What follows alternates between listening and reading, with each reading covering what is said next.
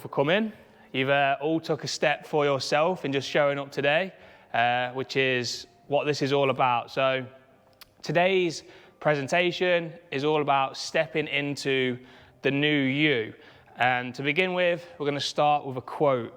And this is something that I want you to think about within yourself. So, if a man knows not to which port he sails, no wind is favourable. Now, have a good read of that and just think to yourself what that means to you. And then we're going to talk about some of these goals on here that I've picked up off the door just there. So, if you don't know which port you're sailing to, how do you know what helps you get there? How do you know what actions you need to take to achieve your goals if you don't know where you actually want to go? And your goal is basically your destination. But if that goal is vague, how do you know, one, when you arrive, but also how you actually get there? So we have process goals. So that could be to keep coming here. And then we have our outcome focused goals. So to run a 10K, to get strong, and to have more energy. Now we need both types of these goals because the process is obviously what leads to the outcome.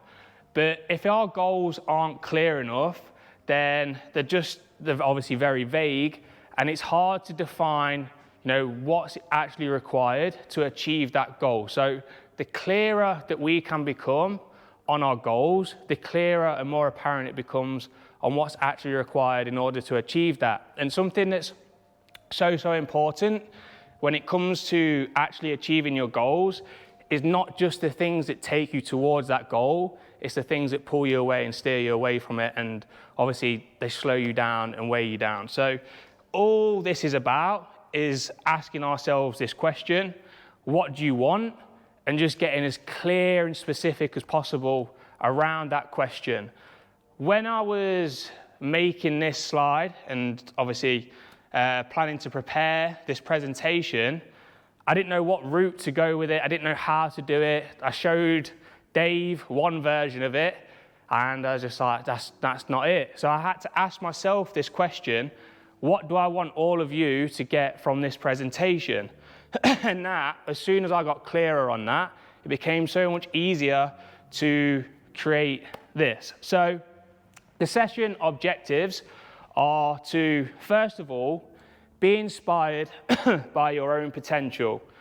Once you can see that you're able to do something, David, we obviously spoke just before this started, like you said you had a goal, and maybe that isn't within your potential at the moment, but there is still some version of that goal in there. So once we are inspired and we want to make that change, which obviously all of you are, as you wouldn't be here, now we want to identify our own goal and then have the courage and confidence to take action on that. Just gonna have a quick drink.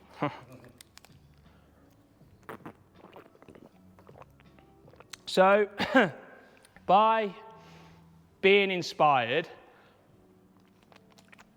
we are then able to take action on our own goals and go on our own little journey. So I'm going to tell you a bit about mine. My struggles were mental rather than physical. So I've always been sort of in shape, like I've always been to the gym and stuff, but when I was 18, as many people do, started going out, drinking, and honestly, I really did enjoy it to begin with. Who doesn't enjoy going out with the mates and partying and chatting up to girls and all of that good stuff? But there reaches a point where that's all I had, and then life, it wasn't fun anymore. It became more of an escape, and that's all I had.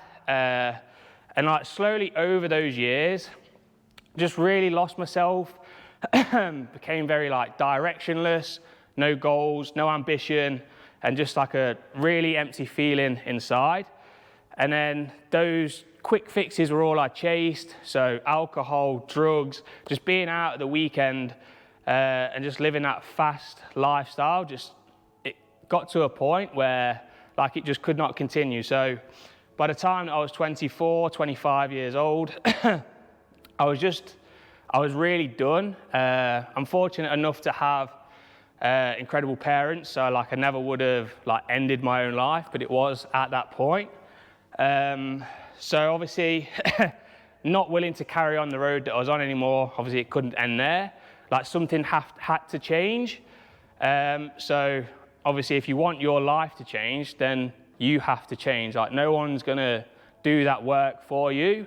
Like you are responsible for where you're at in life, and I was completely responsible for that dark place that I was on. So it was down to me to get myself out of it. So, and the reason that I tell you all this is because it's easy to see where I'm at now, who I am now, and think that I've always been this way, when the reality is that I've been into some very dark places, and I have had to do a lot of work to get here, and I still am a work in progress. So if you'd like to take a few minutes to reflect on your own journey, just have a think. Like you're all turning up to the gym, and like there's something that's led you to this point. Like hopefully you would have made some changes already, and obviously you want to make some more. And if there was anyone that would like to share anything that they've already made a change in, then I would love to hear that. If you could just give me a nod, someone.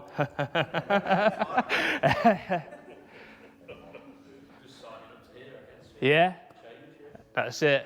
How long have you been coming in now, Dan? Since January.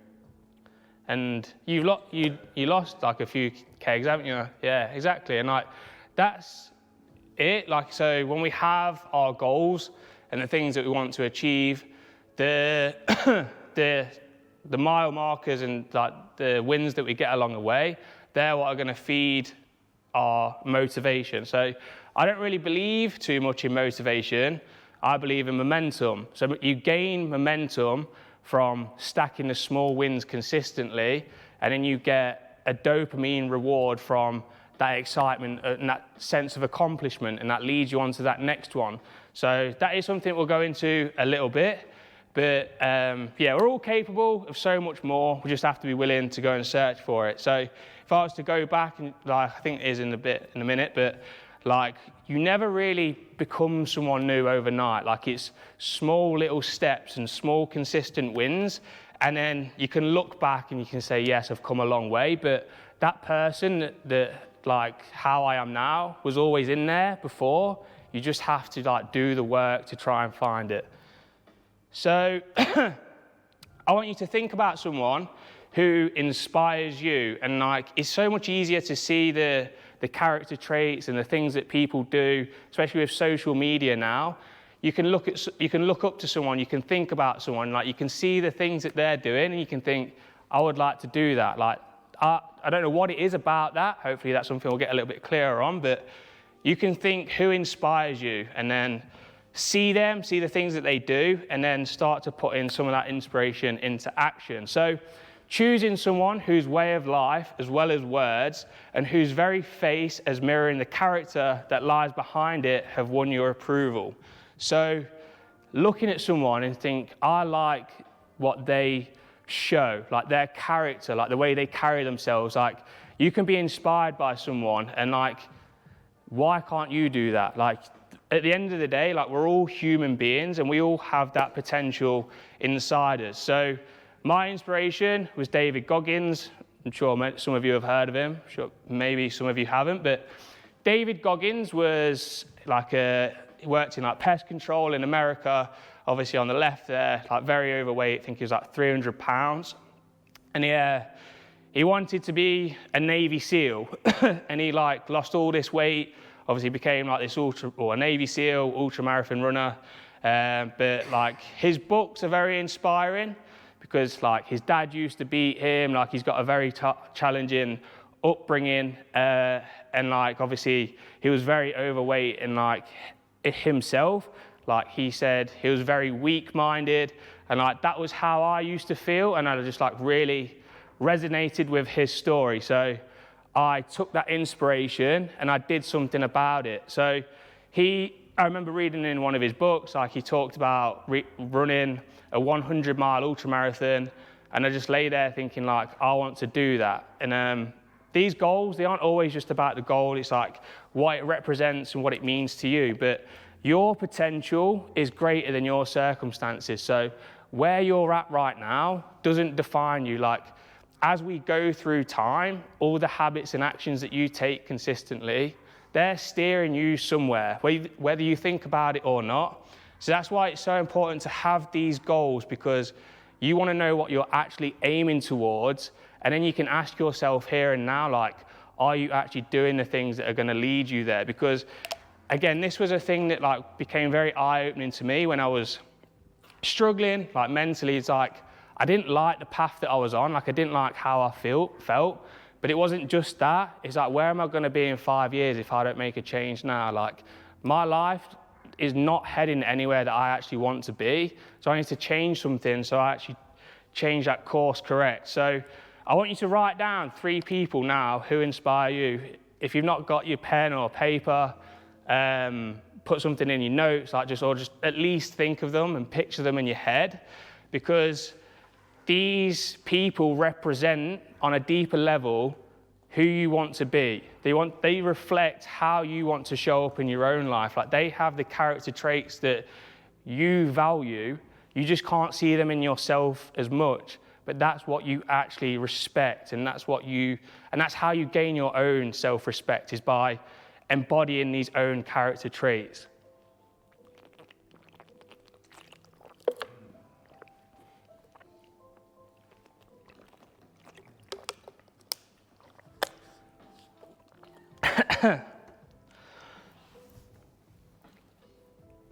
This is what the music's for. Let's break that silence up.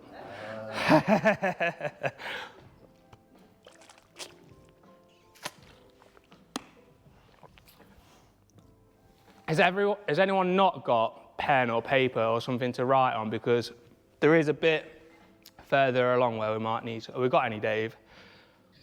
No. We're up on it, never mind.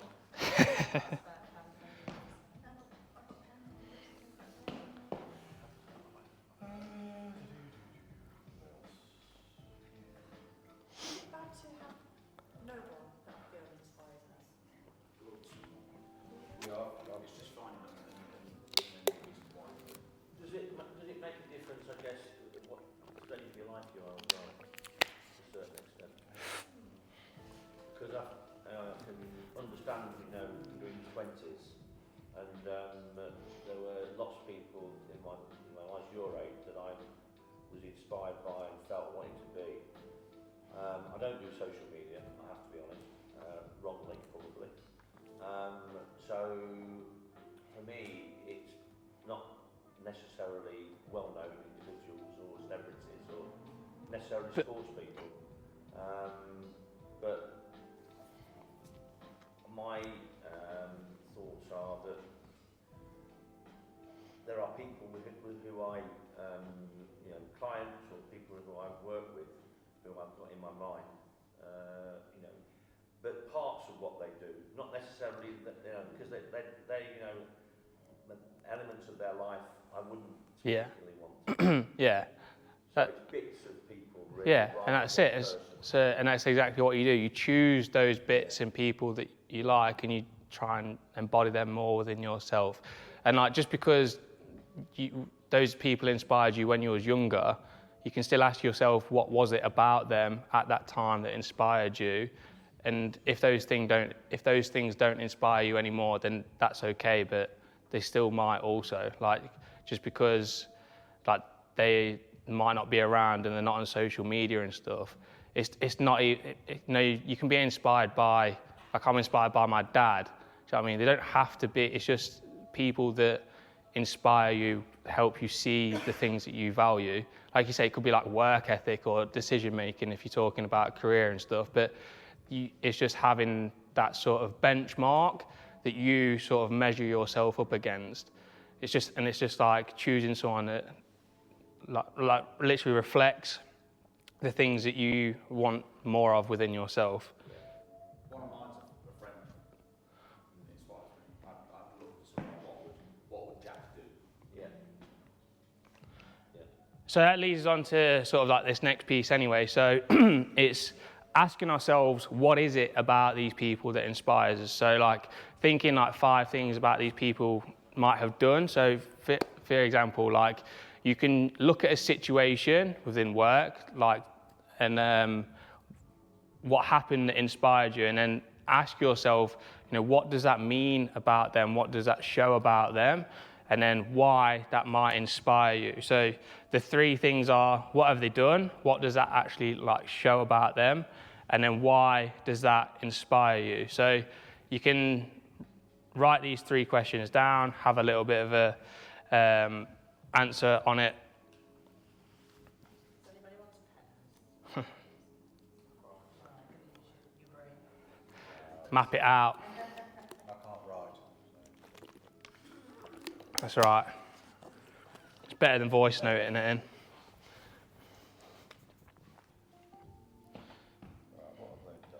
But I get it, like with age, like as you go through life and as you mature, like what your values should change. So as a result of that, what inspires you should change also. So it's not like, as in again, like where you are now, the things that you inspire you, the things that you think are important, they're not going to be the same in 5-10 years time. It's just about this sort of practice of just checking in with yourself and asking ourselves some questions, and like I said, just really being intentional. Like if it's so easy to just go through the day to day, not really think about where you want to be in 3-5 years time. And again, the goal isn't necessarily the most important thing, because life obviously has a say in it. It's just having that intention of like where you actually want to be, because you're never going to hit a target that you never take aim at. Like if you don't even have that goal, if you don't have that intention or that ambition, then there's no way you're going to hit it. But like at least if you have something to steer towards, you can help guide your actions today. So do not think that what is hard for you to master is humanly impossible. But if a thing is humanly possible, consider it to be within your reach. I'm a big Stoicism fan, by the way. So Marcus Aurelius, Roman emperor, what this basically means to me is that if something is humanly possible, then it's possible for you too. If someone else can do it, obviously, like if you were to be really particular about it, like there are certain things, but big picture, if someone else is doing it, what's stopping you? Or at least doing your own version of that thing. So what actually stops us from achieving our goals isn't really external. So number one is our perceived limitations. So whether you think you can or if you think you can't, you're right. And that's from Henry Ford. As soon as we say, I can't, that's it. Like that, you're finished. Because you stop looking for options, you stop looking for ways to overcome, you stop looking for solutions. All you see is the problem, the obstacle, and you're just focused on that. And these are often created by fear, maybe past experiences, bit of self-doubt, but it's often on the assumption of what we're capable of. If you don't think that you're able to do something, like as a protective mechanism, we don't want to set ourselves up for failure. Like nobody wants to do that, which is why, in a way, it is important that we are realistic with our goals. But failure is also a part of the process. Like I've failed at so many things, like I've fell short, like I've not met my own expectations, but you've just got to keep showing up and you've got to keep taking that next step. So many people are just out of that fight before it's even started because they just go in with that mindset of, I can't, so they just don't even show up. And maybe some of you can recognize that within yourself, like in some things that you've like, maybe you say that you would like to do something or something does inspire you, and then before you've even tried to think about what it might take, you've just cut yourself off and said that you can't do that. So fear is obviously another one. So it doesn't stop us because we're incapable. It stops us because we never give ourselves the chance to find out. And fear, as it says, it just stops us from even showing up and taking that first step. But it's often a fear of failure, a fear of rejection, judgment from others, the discomfort of obviously stepping outside of our comfort zone, which we'll get onto in a minute, and that uncertainty. And then there's also, which I find very strange, but the responsibility that comes with success. Now, it's such a strange one to consider, but as you progress, like you subconsciously or not, like you might think that, are you actually able to handle the responsibility of what comes with the success of your goals? So, comfort. Your comfort zone is just your known situation, whether it serves you or not. So when I was going to the pub every weekend, that was still comfortable for me because it was known, it was familiar. Like, we're creatures of habit. Like, we like routines. Like, most people eat the same kind of meals, we do the same things. Like, we are in a routine, and it's just making that routine intentional that helps us achieve our goals and grow. But growth requires us to step into the unknown. So obviously, if we only act when we feel ready, when we feel certain that like the result, we're going to get the result that we want, then we're rarely going to move forward. So Jordan Peterson big Jordan Peterson fan also, by the way. So he talks about the yin and yang, and he calls this the order and then the chaos. So the chaos is like all the unknown factors in your life. So, and then the order is obviously life as you know it. So that's where you are now. But it is only in the chaos that your potential lies, because if you just keep doing the same things, how can you expect different results? Like to go back to that, if you want your life to change, like you need to change something, like you need to do something different now that's going to lead to a different outcome. But we don't want to completely turn our life upside down and just start living in absolute chaos, because that's going to add a lot of stress to us. So what we do is we find the balance between the two. We keep one foot in the order, and then we take one step into the chaos, into that unknown. And whatever that looks like for you. So when I first started social media and like talking on Instagram, and I found that really, really difficult, but you've got to just identify that first step, and there reaches a point where like if you want this thing, like you have to do this. Like there's no beating around the bush. Like there are things that we have to do if we want to achieve our goals. But I wasn't going to put all myself straight out there straight away. So it's about finding that step and then building that confidence through each step at a time. So change happens when the pain of the current situation is greater than your fear of the unknown. As you reach a point where, you know, what's out there can't possibly be worse than what's already happening. So there's like two types of sort of change, I would say. You've got pain that drives you away from where you're currently at. And I'm actually quite grateful for the miserable time in my life, because it was so bad that I had to do something about it. Chris Williamson, who's a podcaster, he talks something about region beta paradox, which is basically you're in a bad situation, but it's not bad enough to do anything about it. And I would rather, and like I say, I'm grateful that my situation was that bad, that it was actually unbearable, so it actually pushed me out the other way.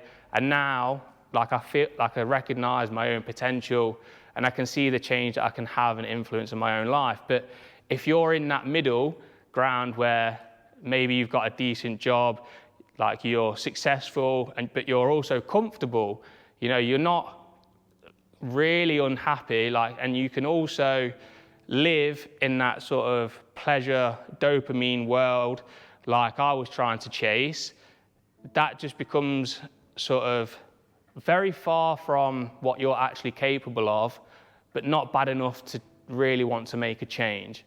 And that's what I would call a very grey zone that it just doesn't live up to your highest potential. So what do we need? So this is where we start looking at the character that we need to build to actually achieve our goals. So courage is the willingness to take action despite fear, discomfort, or uncertainty. So as I say, taken courage for you all to come here today. You've all shown up for yourself today. You know, it's easy to bury your head in the sand and like pretend that you don't want more for yourself. You know, to actually admit that you want to achieve something takes courage, because as soon as you state your goal, there is a possibility of failure. So people would rather just not even say that they have a goal, they'd just stay where they are than actually risk failure. And then for me, again, like you said, like, oh, why am I nervous? Like, Luan, it's like, I'm stood in front of people, like I've known you 2 months and I'm sharing my life story. It's like, and this is the first time I've ever done anything like this. So I've had to practice some courage today. So every time that we take an action in the presence of fear, we gather evidence that we are more capable than we thought. So again, I'm not selfishly, like I'm doing this as practice to prove to myself that I can do this. So maybe in years' time that I do it to a bigger room and I share my story with even more people. But you've got to be willing to take that step and again, sit in that discomfort and that uncertainty and just get used to that. Over time, confidence grows, your perceived limitations shrink, and your character becomes stronger. So this is such an important one. So humility. So it's accepting where you are today so that you can become who you want to be tomorrow. So the reality is that the first steps are rarely glamorous. They're often slow, awkward, and unremarkable. Everyone wants the big, sexy, shiny goal to run a marathon, to wherever it might be. But the reality is, like, especially for me, from where I was at, like, I had to focus on getting up when I said I was going to get to, because I was in such a dark place. Like, my self-trust was so low that, like, it doesn't matter what you say, because, like, you know that you're not going to follow through on it. So let's say, for example, you have a friend, and every time that you say that you're going to meet them, they just never show up. Over time, that trust and that relationship that you have with that person just dissolves. And that's what happens with yourself when you stop showing up for yourself. So it's just so important that we just start making some small little promises and then you keep them. And once you start showing up for yourself again, you gain confidence, you gain that belief that you're actually able to do these things and that you're going to do it. You're going to follow through on your intention and take action. And that just has like a snowball effect into the bigger things. But if you can't do the small things consistently, how can you expect yourself to do the bigger things? And you see yourself, like, all your waking hours, every little decision, every promise that you make or don't, that impacts your relationship with yourself. So if you know that you're not doing the small things, you know you're not going to do the big things. Does that make sense? Consistently. So as I said, like, personal growth isn't usually found in big moments. It's built through small decisions repeated every day. So how you do the little things is how you do everything. So getting up on that first alarm, showing up, being on time to things is such a small one, but like it's eye-opening how late and like disorganized some people seem to be. So keeping one small promise to yourself every day, making your bed, reading 10 pages a day. Reading for me is probably one of the best habits that I picked up, because it just influences like your mind in such a positive way. Like, diet now isn't just about food, it's everything that you listen to, that you watch. Like, that's having an influence on your mental programming at the end of the day. And if you're consuming shit, listening to shit, watching shit, you're gonna behave and act that way also. So 20 minutes walk daily outside, just keeping your space tidy, taking responsibility instead of making excuses, and then just choosing the hard right thing over the easier wrong. And again, each small win builds confidence and self-trust. So now we get to that point again where we can start to ask ourselves, what do we want? So your mind is inspired by your intentions. Your soul is inspired by your follow-through. And Dave had a giggle when I showed him this one. Oh. You laughed first. You read it to me. So using these people who inspired you earlier, it is time to put that inspiration into action. So it's time to choose some kind of goal. So it's not just about the goal itself, it's about what that goal means to you. Cheers. What that goal means and why you want it. So our goal is our destination, it's where we want to head. And it should be specific, should be timely, but it's also about why you want to achieve that goal. What's that going to do to you, for you? What's that going to change in your life? So for me, as I said, my journey and transformation began because I felt sort of very mentally weak. Like I wanted to build resilience, the ability to do hard things, and ultimately, like a lot of our goals and stuff is just trying to prove something to ourselves, and that's all it should be. Like your goals are for you at the end of the day. Like it doesn't matter what your goals are; they're your goals. All I want you to do is actually have, again, the courage and the confidence to go after the things that you want in life. I'm not here to tell you what your goals are or should be. All I'm saying is that you can do it, but you've got to be willing to go after it. And I'm going to give you a framework on how we actually get there. So something that you could ask yourself is what you want to prove to yourself. Again, the goal isn't the most important thing. It's taking action and taking some steps. So breaking it down, the secret of getting ahead is getting started. And the secret of getting started is breaking your complex, overwhelming task into a small, manageable task and starting on that first one. So we take our goal, let's say to get strong. That's very vague. What does strong mean? Who knows? I don't know this person, so I can't say exactly. But if I wanted to get strong, what would I have to do? I'd probably have to start doing some resistance training. If I want to do that, probably join a gym. Okay, so this person obviously has joined the gym. They're getting coached, they're getting instructed, so they're on their way. But the only thing that they need to do is focus on the action. So this other goal here is literally says, keep coming here. So they want to focus on the action that's going to enable them to get strong. But what you also need to do is define when you've achieved success. So to get strong, maybe you want to add 5 kilos to your bench press PR, and then just focusing on the small steps that actually enable us to achieve our goals. But as I said before, it doesn't really matter where you start in achieving your goals. It's just about getting started, because those small wins build that self-trust, and that self-trust builds confidence, and that allows you to take on the bigger challenges. So I could tell you what your first step is, but it's still going to be down to you to take it. And there are loads of people out there who can help support you and guide you on your journey. But at the end of the day, it's your journey, it's your life, it's your responsibility.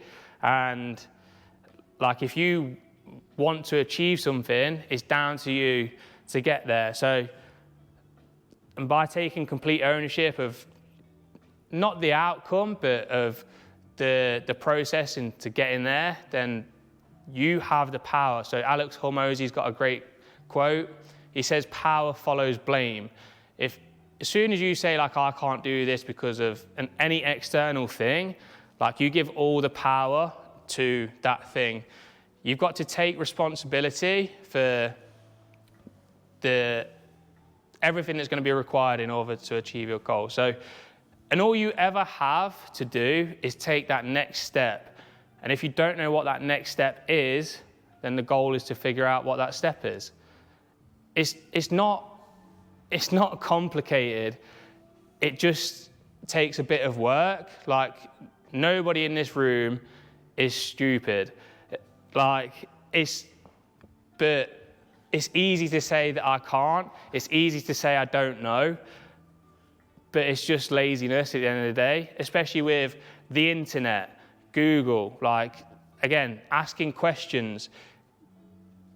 it's just about being uncomfortable and actually showing some interest in the fact that you want to achieve something. So my goal, as I said, was to run 100 miles after reading David Goggins' book. It took me 3 years of running until I achieved it. And it wasn't until the 4th attempt that I actually did run 100 miles. I did it in Wales in Snowdonia, and it took me 32 hours straight on feet, no sleep. But I also didn't do it alone. I had 2 good friends that ran like from the 50-mile point. Like they split it up and like took turns and running 10-mile stints with me. But it was still down to me to do that on the day. But it was me that did all the training and the build up to that. It was me that stayed consistent running for 3 years. It was me that still showed up on the 4th attempt of trying to run 100 miles.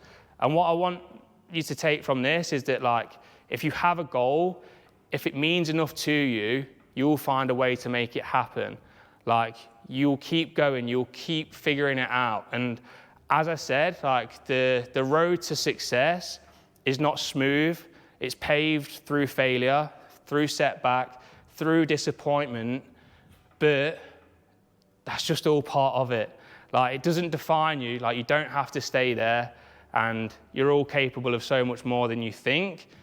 The first step is just stop selling yourself short, admit what you want for yourself, and having that courage and confidence to go after it.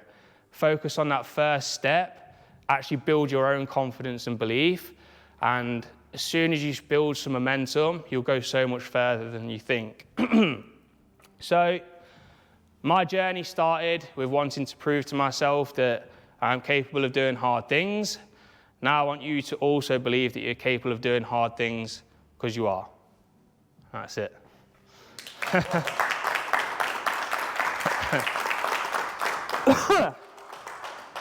Thank you. Has anyone got any questions? Did you do 100 mile again? Yeah. Yeah. Yeah. I will do that next time. I was going to do a thing called a backyard ultra at the end of this year, which is basically they have a 4.2 mile loop on a track, and you run 1 lap every hour on the hour. So it starts midday, and then you have an hour to obviously run 1 lap, and then you can't start the next one until 1 o'clock, and then you just do that for, well, as long as possible. So every 24 hours you run 100 miles, but people do like silly distances. But yeah,